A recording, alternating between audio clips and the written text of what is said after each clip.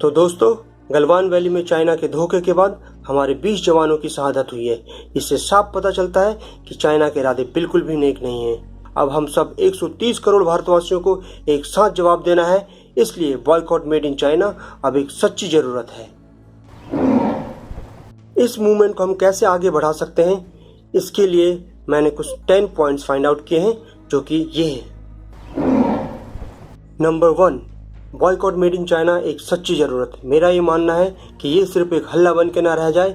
हमें से हर एक भारतवासी को पूरी ईमानदारी से इसे सपोर्ट करना होगा, और जो कोई भी हमारे देश की तरफ आंख उठा के देखे उसे ये बताना होगा कि हमारे वीर जवानों के अलावा भी 130 करोड़ भारतवासी अपने वॉलेट पावर से उन्हें जवाब देना जानते हैं। नंबर 2, इसके इम्पैक्ट्स। ये एक बहुत बड़ी सच्चाई है कि इसकी हमारे देश को एक बहुत बड़ी फाइनेंशियल कीमत चुकानी पड़ सकती है, स्पेशली हमारे सभी ट्रेडर्स और व्यापारियों को। लेकिन ये कीमत हमारे देश के सम्मान से बड़ी नहीं हो सकती, हमारे जांबाजों की जान से बड़ी नहीं हो सकती। इसलिए हमें इस मूवमेंट को कंटिन्यू रखना है। पॉइंट नंबर 3, $1 बिलियन इन्वेस्टमेंट का फिगर।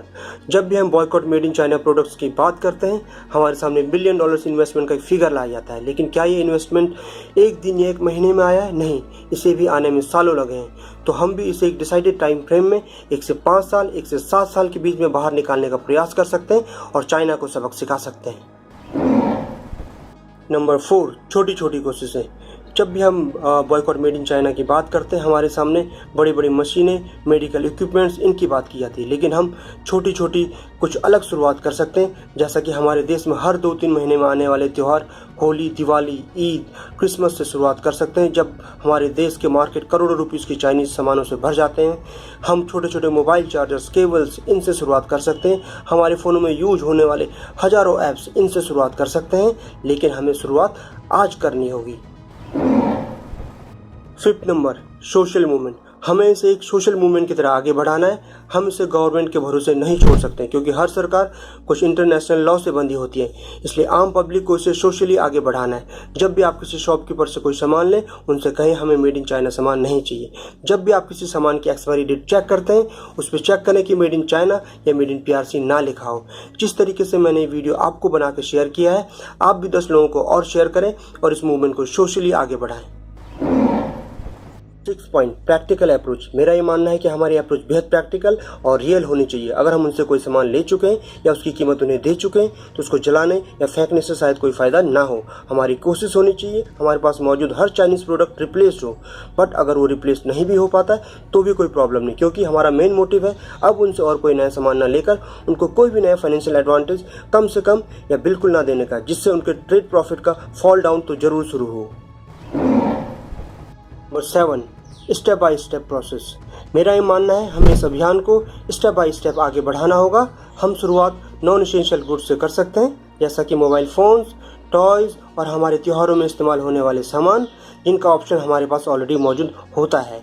इसके बाद हम बाकी चीज़ों की तरफ बढ़ सकते हैं। इससे हमारे आंदोलन को एक कंसिस्टेंसी बनी रहेगी और बाकी की चीज़ों के लिए हमें टाइम मिलेगा। नंबर 8, हमारी सरकार से उम्मीदें।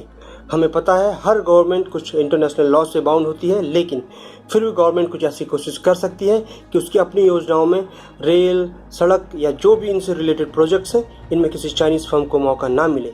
इसके अलावा हमारे यहाँ पे जो मैन्युफैक्चरिंग यूनिट्स ऑलरेडी हैं, उनको कुछ एक्साइज ड्यूटी में रिबेट मिले, या फिर उनके डेवलपमेंट के लिए काम हो, या फिर जो कुछ नई पॉसिबिलिटीज़ और हैं उनको डेवलप किया जाए। इसके अलावा जिन चीज़ों के लिए हम चाइना पे निर्भर हैं, उनके कोई अल्टरनेटिव सप्लायर या कंट्री ढूंढी जाए, जिससे वो हमारे ऊपर दबाव बनाने का प्रयास ना करें और हम उन पर डिपेंडेंट ना रहें। Number 9, psychological pressure. हमें अपने वॉलेट पावर से सिर्फ फाइनेंशियली अटैक नहीं करना है, बल्कि इन पे एक साइकोलॉजिकल प्रेशर भी बनाना है। जिन लोगों के पास चाइनीज़ प्रोडक्ट्स के मेल से नोटिफिकेशन आते हैं, वो उनकी मेल को अनसब्सक्राइब करें और रीजन दें बॉयकॉट मेड इन चाइना। जो लोग इनके प्रोडक्ट्स के रिव्यूज़ देते हैं गूगल या किसी और प्लेटफॉर्म पे, वो इनके लोएस्ट रिव्यूज़ दें और रीजन दें बॉयकॉट मेड इन चाइना। इसके अलावा हम अपने बच्चों को जो भी यूट्यूब चैनल्स दिखाते हैं, इनमें सभी चाइनीज़ चैनल को बैन करें और उसमें रीजन दें बॉयकॉट मेड इन चाइना। इससे चाइना को एक डायरेक्ट मैसेज जाएगा कि हम इस चीज़ के लिए कितना सीरियस हैं। नंबर 10, इंटरनेशनल प्रेशर, हमें सिर्फ इनका विरोध नहीं करना है बल्कि एक माहौल क्रिएट करना है ताकि वर्ल्ड की और कंट्रियां भी इनका विरोध करें, जैसा कि कुछ कंट्रियां अभी कर रही हैं। इससे इन पे एक इंटरनेशनली प्रेशर बनेगा और इन्हें अपनी गलतियों के बारे में सोचने पे मजबूर होना पड़ेगा।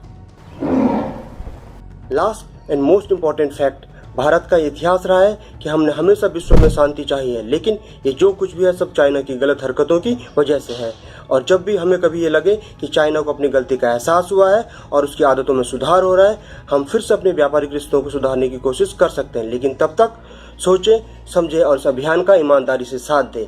जय हिंद, जय भारत।